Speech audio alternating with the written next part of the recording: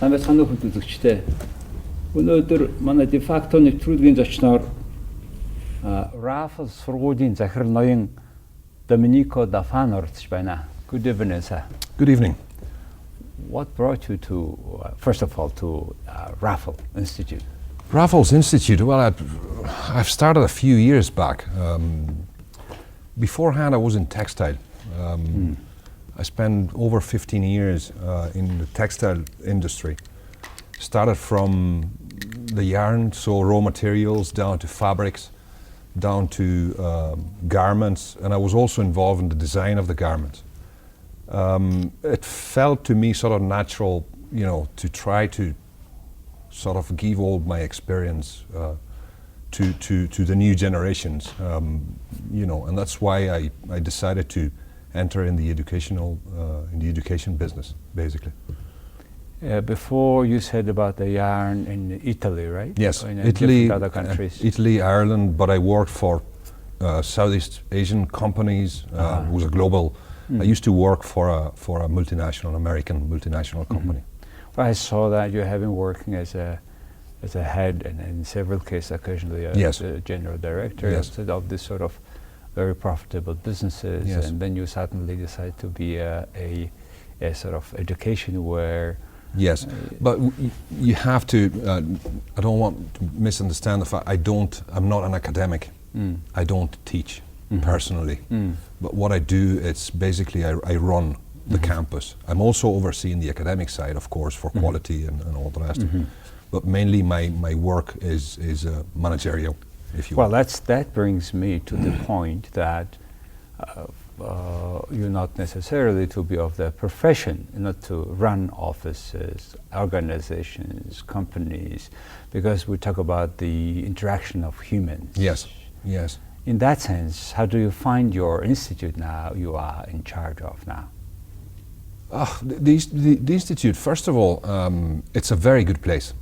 I arrived here only 2 years ago, mind you. You know, it's in a way, I'm not saying it's fairly new to me, but I've not been working here for a very long time. We are constantly improving. We have changed the way we handle things, especially in management. I like to give more responsibility to the department heads. They have to own their departments. They have to drive it. They have to bring it forward. They have to be active. You know, I'm not the king of the castle in the sense. I'm not one of those managers who sits in the office and you know, I'm more hand to hand and also, you know, I like contact with people. So in that sense, you are running an office or a school in that educational institutions that teach also in foreign countries like Mongolia, right? Yes. And giving people world-class education. And please tell us about the school. How many students, teachers, expatriates do you have? Here, I can be a little bit more specific. Here in Mongolia, for the group is a little bit more complicated. But here in Mongolia, you have to understand, we have 2 departments, actually 3. One is the business school, where we do finance, marketing, and management. Then we have the design side. Okay. Where we teach bachelor degrees in interior design, in graphic design, and we are actually working to expand the design part of our sort of subject offerings, because we see that there is a big market here in Mongolia. There's a lot of creative people, there's a lot of talent, and you know, I think there is a need for put that talent into a more technical and more structured what is the third? way. And then we have the English Academy. Okay. Altogether, we are approximately between 300 to 350 students in the campus, as per now. Okay, students. And how many teachers? We have about 14 lecturers. Okay. And let's talk one by one. In terms of business, your school is operating already for several years in Mongolia, isn't it? We are actually, this is our 10th anniversary year. Okay. So we've been here for a long time. So please share us the outcome of the school for the last 10 years.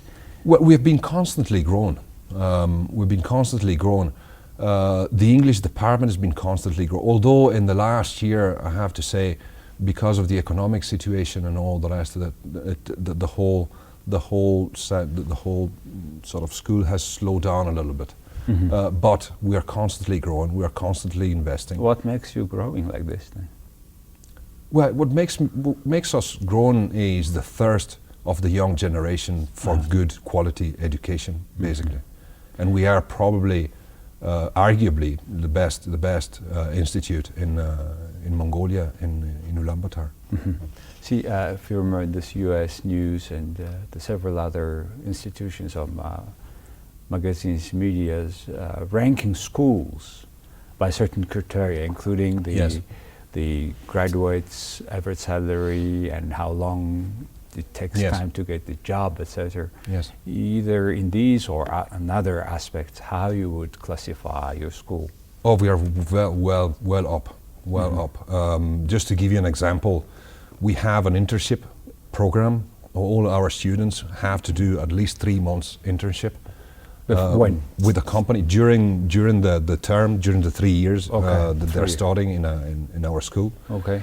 We have 100% placement, in the sense that before graduation. We placed 100% of our students into internships. How you find your internship companies? We have very good relationship with all the large company, the banking industry here, the large corporations, the large accounting firms, and also with the construction, interior design, for the interior design side. We work a lot close with this large corporations, basically. So you're basically meeting the current demand in industries, including businesses and construction. We do. As far as the internship is concerned, we place 100%.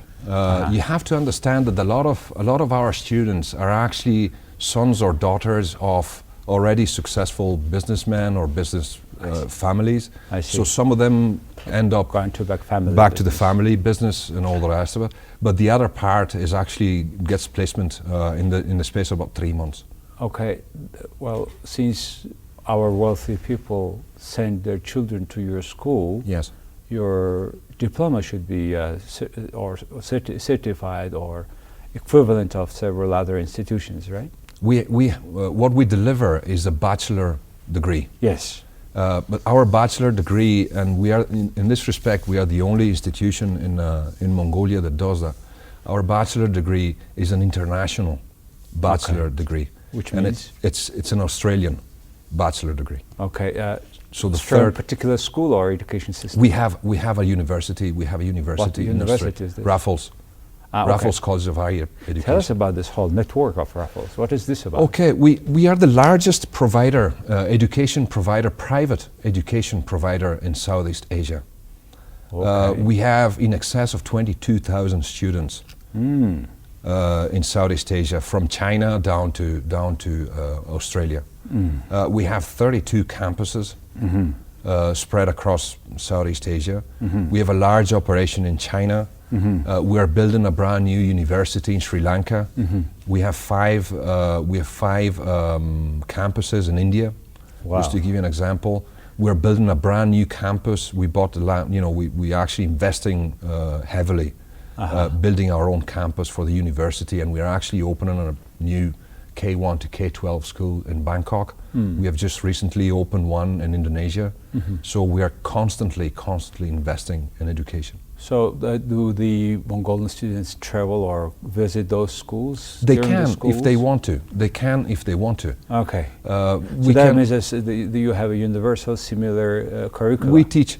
In some campuses is a little bit different because it depends from the the country education regulations.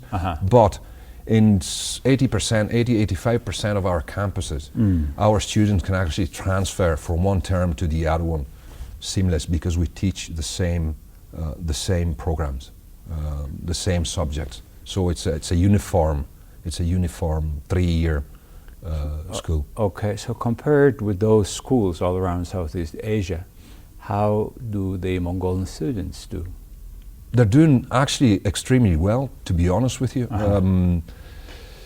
The one that come to us, you always have you've been a student too, I've been a student. You always have the sort of little bit lively ones. Let's call them lively ones. But most of our students are very, very focused. They come to learn. That's what they, even in interior design, very, very focused. We had a few students that entered a competition not long ago. They were getting to the end of, to the last, I think they're out to the last 3 or last 4. So it's they're very focused, they're very creative, and their level of interest in what they're doing is quite high. But we try to keep them also the way we do lecture with our professors. We try to keep them interested. We try to, how do you say it? It's not boring. How many students are in a class in this design school? We cannot, but by our own rules, we cannot take more than 25 people per class. In a room, okay. Because especially in the design side, it's a more one-to-one. Okay. There is a lot of practical things that you need to learn. So the interaction with the lecturer, it's much more, the contact hours are much more higher than an academic, let's call it an academic school. So we cannot have more than 20, 25, 25 maximum. And probably, what does help students to be more creative in your design school? Is it this interaction with the teacher, or it's their... It's interaction with the teacher, because we don't just teach, we try to open their mind in order for them to be able to see things not in one dimension, but in 2 dimension or 3 dimension, which is very, very important for design. Well, you've been in a textile, yarn, or this sector of Italy, working there for years. And Italy is certainly a country of design. Yes. And all major good textile fabrics, costumes, designers are Italians. In that sense, how you find important this designing school? In Mongolia? Yes. In that sense, from that sense. And what is the missing points or things to improve? Look, the reality is that you have an incredible resource of raw materials in Mongolia. And I'm not talking about mining now. I'm talking about, the cashmere. I'm talking about resources. You have everything you want, basically. You could produce anything you want. The problem is that it's still the know-how and the translating a concept or an idea into something that can actually be sold, not only sold, but produced. It's much more complicated than just, drawing it on a piece of paper. Yeah, I saw it there. Ergonomics, so there is a whole, That's the reason probably Mongolian cashmere products are coming not yet to the level that you would expect from very high-end brands, right? Just give you an example, because of course, 15 years in textile, it's really hard to cancel. And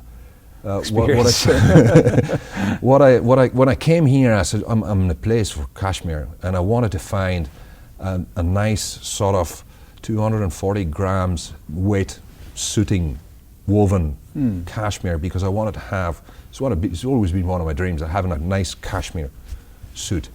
You can't really find the fabric here. You can't find a good suiting fabric. There's a lot of knits. There is a lot of other things that are doing, very, very well. But I know, because I was working in China too with the textile, I know that a lot of the cashmere for suiting is made in China with Mongolian raw materials. Yes. Why?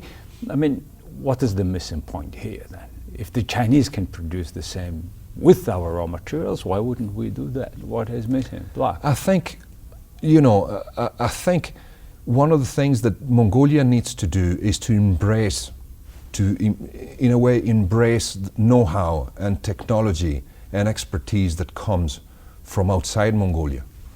There is no other ways, really. If you want to make better quality things, if you want to know, how to make things better, how to manage better, how to organize better, there is a world of experience out there, and I think Mongolia is not yet tapped into that sort of pool of expertise and know-how as they should have, or they should be. Are you going to address these issues through your That's what students? we're trying to do. That's what we're trying to do. Any That's success? what we're trying. We have had good success actually. Some of our students are already working. Actually, students that are still studying are working for some of the international foreign companies that are involved in the whole building industry here, for the facades of, for example, the facades of the new Shangri-La Hotel. Okay. And all this kind of thing. So our students, although they haven't sort of not yet finished, graduated yet, are already working for international design, interior design and architectural design companies. And the teachers are who are the teachers there? They're all foreigners. Foreigners. They're all Which foreigners. countries? For example, for interior design, we have an American who actually will join us in the next 2 weeks. We have a German who's been actually living in Mongolia for quite a while and also taught in other universities here. And we have an Italian architect who again also has been working. He has his own firm. He has his own architect practice here in Mongolia. See, now we talk about the diversification of our economy. Along with mining, we want to develop agriculture, tourism, etc. And everything, buildings, services, all need design and etc. And how do you find in a future of wool and cashmere industry? We a little bit talked about that. Yes. In terms of human capacity, how many people we need for that? Will your school will be alone enough, or? Well, we don't. To be honest, we don't have a fashion design faculty here. We have fashion design in most of our other our campuses. For example, our Singapore campus, which is our flagship campus, has been 20. By the way, you are Singaporean-owned company. Yes, we are. Yes, who we are the owners? Private people or companies? No, it's actually listed in the Singapore Stock Exchange. Oh, okay. What is the name of? It's Raffles. Raffles Education Corporation. Not the one which has this Raffles. No. But you know, in Singapore, Raffles is everywhere. Yes. Associated with the name of yes, it's the same Captain name. Raffles. It's the same name, but it's different. It's nothing to do with the hotel industry. Raffles was the final governor, or who he was? I think he was one of the government, or the most famous governor in British governor I think running so. Singapore. I think so. Okay. I'm not very familiar with the Singaporean history, to be honest with you. Have you been visiting Singapore? Yes. Yes. But Singapore is a particularly interesting country for Mongolia. Yes. About the same size of people. Yeah. But very small size of land. But very concentrated. Yes. Importing all water from the neighbor countries. Yes. Because it has open air policy. Yes. Everybody flies to Singapore. Yes. Amazing, isn't it? Yes. Yes. Became international financial first regional then international financial center. Yes. Very demanding customers. Very demanding. Very demanding. I mean, being in Singapore, coming from Italy, living in Australia, in different countries, how do you see Mongolians? Mongolia is a great country. Or how do you see this country be competitive down the road with other centers, urban places? You know, I don't want to start on a whole argument with this, but I think the foreign investment needs to be the government policy needs to get sorted, in the sense that they need to understand that allowing people to come in to invest here is not like trying. You know, it's not like taking away from Mongolians. Is actually going to create wealth. Is going to create jobs. But that's the government was trying. But yes. Now later on with mining policy there was instability, etc. Yes. But the way the country is trying. I think Mongolia is trying. How does it sound for you? I think it's trying hard. I think it's trying really hard. But one suggestion is that don't just concentrate. They should not concentrate just on mining. Yes. They have a lot of other things. That's the whole issue. That's yes. the reason you are here. I invited you because yes. I see your institutions like yours can set certain standards for other education institutions in the country. Yes. And sort of be a challenge. Yes. And because if there's no challenge, no competition, right? No competition, exactly. Do you feel that the competition is growing or not? Well, I think that the whole education system in Mongolia is changing, and it needs to change. It needs to change in order to compete, not to compete with external, but to actually be able to produce graduates that can compete. Yes, but for that, the schools need to compete with each other. Exactly. You're absolutely right on that. Now, what is the most number one you think Mongolian institutions, tertiary educations like yours, have to do first in this country? If you were running the other institutions in this country. Yes. Because you see, you're practical and academic also running. Yes. I mean, this experience makes you the right person for me to ask the questions for other Mongolian institutions. Well, I think all institutions should continuously improve their curriculum. Okay. But not only but not only to look at the curriculum in a sort of a national platform, but international platform. Good point. International. This is one of the things, and the other thing is the academics. The academics needs to, they need to, how do you say? They need to continue to improve. They need to be allowed to expand their knowledge. They need to be paid well as well. That's another thing. Yes. Okay. So in our education cases, for example, the director of, for example, you, of your school, are selected by whom? We are selected directly from Singapore. But there is a certain board who is deciding upon that. Yes. And you do contract with the board. Yes. And they will measure your performance. Yes. Certainly. Constantly. And they do, you said constantly, annually. Yeah. No. Quarterly. Quarterly. Okay. We have 4 quarters. Is it okay. Three? So every 3 months, basically. They measure your performance. Yes. They have certain benchmark. Yes.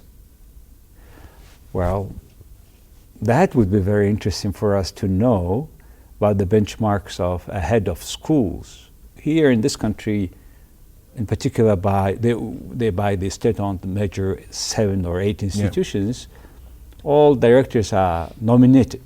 Unfortunately, not through the board, nominated by the minister. I understand. And I think, which is quite in a communist way, because this guy is just nominated, no contract, no that, etc. Unfortunately, this is the issue. And also, as an institution, educational institutions in Mongolia, do you have any benefit from the government? Students are paid, etc. Absolutely not. Not. Why? Because we're a fully private university. But here in Mongolia, private schools are also all paid. We don't get any funding. We don't get any help from the government. And yet you are doing fine. Yes. That's fantastic. Yes. Another question, another set of questions. Very interesting topic, Mr. Daffan. When the students come after school, we have 12 years, right? Yeah. They're coming to the school. Yes. Compared to other students coming to college in other countries, how do you find them? Actually, there is not a very big difference. Mm-hmm. One of the problems that we are finding here, because you have to understand, we deliver in English. It's an English-speaking school. Mm-hmm. The level of English is poor. And I don't mean that disrespectfully. Do they go through some courses? But I think they go through, and some in the international schools now is much better than other schools. Uh-huh. But unless, because you see, we also get students that have been studying abroad maybe for 1 or 2 years. They've been in Australia, they've been in Singapore, they've been in other countries. Those ones that wants to have a bachelor degree with us, they have already a good level of English because they've been abroad, they studied abroad. But the ones that are coming out from K-12 here, for example, they need to improve their English in order to be able to actually start to sit. So when we talk about poor English, it is a matter of words vocabulary, or it is a grammar issue, or it is... It's conversational, but it's also grammar. Grammar issue. Yes. So we need to improve the capacity of English teaching in the schools. Yeah, I think so. Yep. I think so. And yet still we talk about, even we have a government resolution many years ago that English is our official foreign language, and it's still to be proved. And nowadays, I just read that Kazakhstan made decisions to get schools and the senior classes. The classes are taught in English. In English, yeah. So I know for a fact there is right? a lot of lecturers, a lot of even primary school and secondary school foreign teachers working in Kazakhstan. See, they're how do you say, they're working really hard on trying to rectify that. Well, in your case, you are Italian, right? Yes, I am. Yes. And you speak Irish. How come? Because you speak also Italian, obviously. Yes. Which language? Other languages you I speak French. French. I speak Spanish. Spanish. I speak Portuguese. Portuguese. And also a little bit of Thai because of I was based in Thailand for a long time with my textile in my textile life. So the importance of the foreign languages for any professional is key, right? Isn't it? It's paramount. Yeah, it's paramount. Yes, and English in particular, because almost half information English is the business. English is recognized worldwide as the business language. Yep. In the financial institutions, in anywhere you go, if you want to communicate, most of the time you do it in English. So this is not only approach, but also culture. Yeah. Right, with the languages.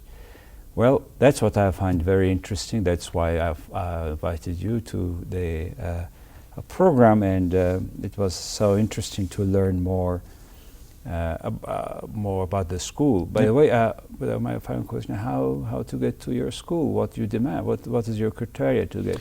Well, they have to. You have to be K-12 graduated, so you have to have a high school certificate. High school certificate. Yes, but the tricky thing, and this is another thing that we are suffering with here, is that you have to have at least five TEFL certification. Okay. Well, that would be. Do we have such system in the country? You have here. You have examiners. We have our own English schools. We go from level 1 to level 6. Okay. Which is YELS. Sorry, it's YELS, not TEFL. It's YELS 6 preparation. Okay. But in order to enter, and this is again is coming from the Ministry of Education of Australia. There is nothing we can do, and we cannot. Because you're Australian college, you require the same standard as the Australian. We are under TEXA, which is now the new body. It's an independent body. What's the name? Abbreviation? TEXA. TEXA. Okay. Beforehand in Australia, all the all the provinces sort of thing. They used to have their own Ministry of Education. They've reunited the whole thing in Australia now.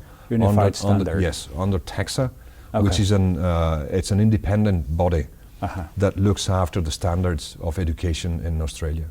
I like it. There should be an independent body who checks, looks after the standards being implemented in all schools. I'll give you another for example, Australia, the third largest export in Australia is education. First mining, maybe. First is mining. The second one, I think, is agriculture. And the third one is education. Mongolia should consider that too some days in the future. But we should fix, make order in home first. Yes. Mr. Daffan, I think what you do is, as I told you, a good benchmark for the industry. Education, service, if we can say, and I think it creates more competition, new standards, new quality, and I wish you and your team success and good luck. Thank you very much. Thank you for inviting me here and having the opportunity talking to you. Okay. Thank you. Have a good day. Thank you very much. Thank you. Хүндэтгэгчтэй өнөөдөр манай дефакто нэвтрүүлгийн зочноор Рафлес Институтын захирал Ноён Доменико Даффан оролцлоо. Баярлалаа.